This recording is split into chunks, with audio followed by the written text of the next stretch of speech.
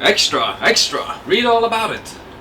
One of two communes, whatever is Norwegian, I don't know what the word, but extra, extra, read all about it is the name of the game. This game is from Mayfair, and it's about making best newspaper front page. Also, you can play another scenario with both front and back page. I actually had to buy a newspaper for this because I still don't have this around, never. But okay, I'm going to give you a brief overview of the game and just tell you what it's about, and in the end I'll give you my opinion. Hello. Okay, this is the newsroom, news house, whatever. This looks kind of messy right now, but actually it's kind of easy to get an overview. The arrow here shows the process of the newspaper, from getting the stories, from cutting and pasting, and getting photos, and getting interviews, and adding some crosswords, and of course ads and classifieds. So I've been told that this process is actually kind of realistic. This is actually what's going on in the news house.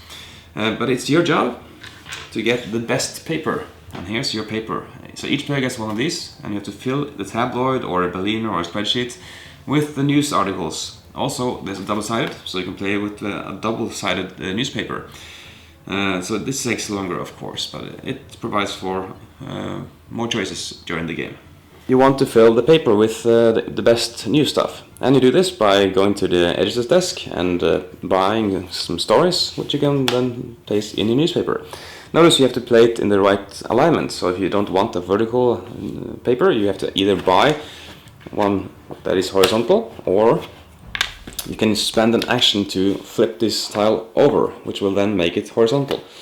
So you want, of course, to get the best, the correct story first, but if you need space for other stuff, you need to reorient it, and that takes an action, of course, but sometimes you just don't want to fill it up fast, you want to fill it up correctly as well, just to make room for the ones you want later.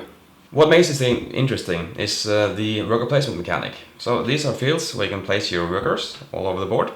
So I can say I want these two cards. So first we place our meeples, and then we collect the meeples when everybody's ready. But before I can get him back, the other players have to place their meeples, of course. So black maybe want to have the space. It is not first serve, first come, so the first player doesn't really have that best of a choice, just goes free. But black can just pay 100 and kick out yellow. But then later, yellow may buy himself back, like so. Or some other player may buy himself in back there. And then black may push out yellow again with more money and more money. So the more money you have, the more options you'll be able to get with your meeples, because you are limited to those meeples and maybe you really, really want those cards. The color of the cards is very important. You need a lot of identical cards like home, home, home, or politics, politics, politics. You cannot mix and match to buy the stories. So not only do the cards need to be identical like so, with 3 reds, but I also need to match the symbols here on the top of the cards with the symbols on the article I want to buy. Also, the number of cards, they will tell me how big of an article I can buy. Like this one is 1, 2, 3 squares. So right now I can choose this or this one. So it's a vertical or horizontal straight from the desk. I cannot buy this one. So right now I can buy this or this, and this will be replaced with new articles during the game, and they will vary a lot. The money in this game is ridiculous. You have here is a 500 and here is a 100. Let's see. Almost identical, and you won't see the difference when they're in a pile.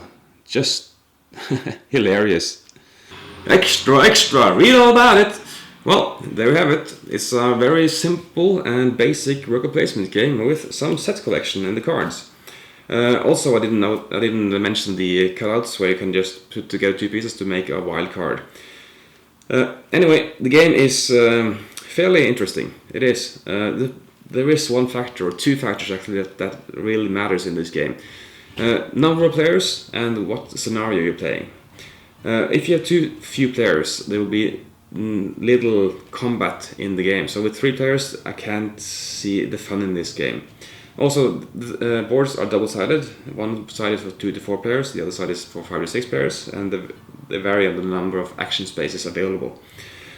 There is a problem with the game, and if you play a scenario that is fast, you won't be able to plan ahead. You just finish a paper fast and you win.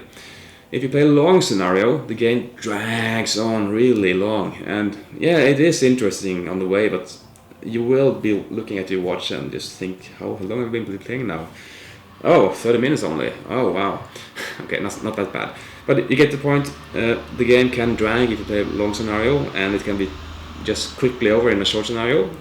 But of course, there are 9 scenarios to choose from, so why not just pick the one that matches you and your group, and you will have fun in this game, absolutely. And the mechanism of pushing out the other players is kind of like Lancaster, which I also have a review on in Norwegian.